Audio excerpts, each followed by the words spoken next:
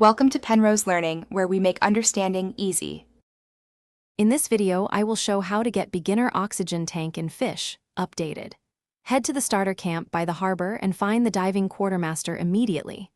Open their shop, select the beginner oxygen tank, and confirm the 50 coin purchase if available. If the shop lacks stock, check the nearby wreck for scrap parts and bring 3 scrap to the quartermaster to craft the tank yourself. Start at a basic workbench with your collected materials and open the crafting menu right away. Select the beginner oxygen tank blueprint and place 3 scrap metal, 1 rubber seal, and 25 filament into the slots. Follow the assembly prompts to attach the regulator and secure seals.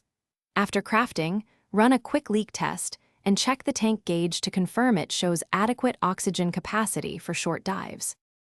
Prioritize shallow wrecks and tide pools early because they reliably yield scrap metal and filament spools for crafting your beginner oxygen tank. If rubber seals are scarce, visit the dockside vendor who often stocks seals for coins or barter. Keep an eye on daily vendor refreshes and community markets where players trade part bundles at lower prices, which can save you coins and time.